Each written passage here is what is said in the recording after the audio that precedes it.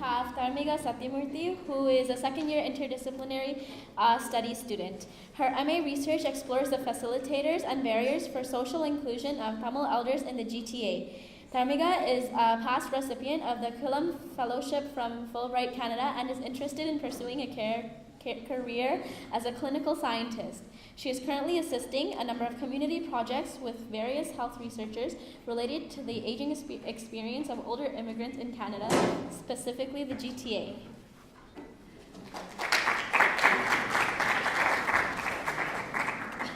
Hi everyone. First off, I'd like to give a shout out to my home high school, Borough Secondary School. And to all the other students from nearby high schools, as well as non-Tamil students, because I think what you're doing is amazing, because it's a very Tamil-centric event, and for you to come here and listen and engage, it's amazing. So to continue with what Saruka had mentioned about her research with the Civil War, I'd like to kind of continue that discussion and talk more about post-settlement experience and from elders' perspective. So to just kind of give you a little bit of like why I'm doing this, I was raised by my grandparents until the age of 4. So I actually never saw my parents often. They worked in downtown. I lived in like Scarborough, Markham.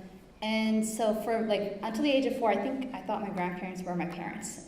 So I am very close with my grandparents. I tell them everything from who I like, what university I want to go to, like, should I do arranged marriage, should I not, like, everything with them, and they're very close to me, and so sometimes when I see or hear stories about how we treat our elders, not everyone, but when I hear some horrific stories, it makes me really sad, and so that's one of the reasons for why I decided to pursue this line of work. Oh, and I should probably tell you the title of my presentation. So my research is on documenting Tamil elders' experiences of social inclusion in the GTA. So just to give a brief kind of overview, so I did my undergrad at Western, and it was in the health sciences. If people have questions about undergrad, I can also help there as well. So just to kind of outline objectives as to what I want to talk about. Sorry, it sounds like school. I promise it won't be. So first, I identify what facilitators and barriers are for elders in terms of being integrated in Canadian society. Then I'd like to talk more about why it's important to have Tamil-specific data and why we need to have Tamil researchers. And lastly, I'd like to make a call for action so that you guys are motivated and get involved in this line of work as well. So just very quickly, I mentioned social inclusion. What this means is we want all members of our society to be integrated. So as youth, youth have it sometimes easier to get involved, and then some may say that's not always true, but I argue that elders have more barriers in terms of being integrated. So there's language barriers, there's transportation issues, sometimes they have to raise kids, so there's all these issues that elders face that are unique for them. So in my research, what I'm trying to understand is, what do elders identify as facilitators? What helps them get integrated? What are barriers? Sometimes it's their own kids. So I want to know from their own experiences what they identify. And also to understand if women and men say different things, and whether arrival status has an impact on that. So many of you may know that a lot of Tamil Canadians arrived as asylum seekers, some came as permanent residents. So the spectrum of arrival status is varied, and so each Tamil Canadian will have a different experience. And as all research, there are outcomes, and so mine is to address scholarly gaps, understand and raise awareness of Tamil elders' needs, and make sure that families are better informed and elders are empowered. So I haven't actually done this research yet, so that might be a problem, but in today's presentation, what I want to talk about is observations that I made in trying to contact elders, and what I found was there's a lot of stigma with mental health.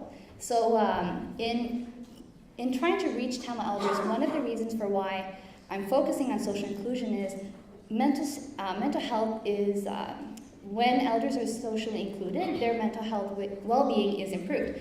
But when I contacted community leaders, so these are Tamil community leaders, some of them gave me, the best way to say this is they pushed back. And I was surprised because I thought a lot of elders or community leaders would be interested in this line of work. And what I found was they're protective, and this is something that I'm hoping to work on in this research, and to encourage community leaders to work with students so that research can be done and so that there's data that can contribute to programs. And lastly, I noticed that there's a lot of senior centers, but I wonder, is there a lot of communication that happens?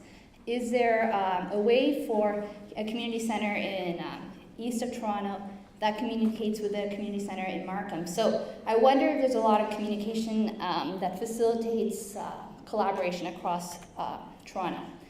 So now I want to talk about why we need Tamil-specific data. So as one of our earlier speakers mentioned, with the heart disease, when you have Tamil-specific data, you can have programming that's specific to their needs. And as Saruka mentioned, we have a unique history, and so there are needs that cannot be aggregated with other immigrants. So often you'll hear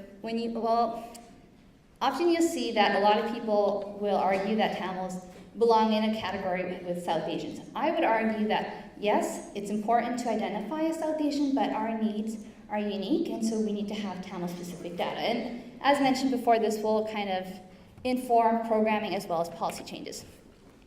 But here is where I want to make a call of action for you. As students, when you're in high school, you don't really see the need for research because you're just trying to get through, you want to get to university, you want to get a job done.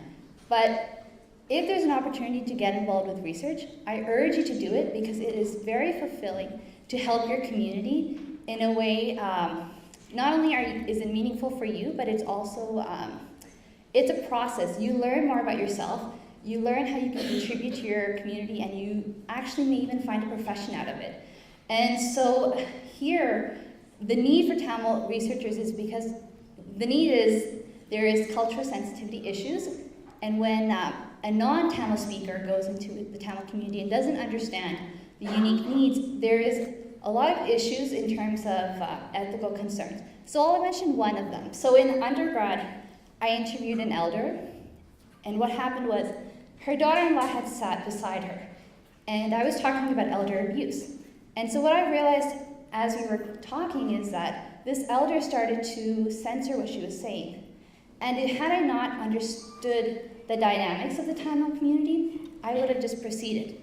But because I understood that this elder didn't feel comfortable talking in front of her daughter-in-law, I had then rescheduled that interview. But this is something that you learn as you go, but it's important to have individuals who are aware of Tamil culture to conduct research. And lastly, I've already kind of mentioned this, but I know you have community service hours that you have to complete in high school. I urge you to go and work with community services that serve Tamil communities. And lastly, get involved with community research as volunteers. And on that note, there is a particular event that's happening at a community center, so Seniors Tamil Center of Ontario, and they're looking for high school students to participate in this cultural social skills exchange. So if you're interested, I'll leave some flyers up here and try to get involved.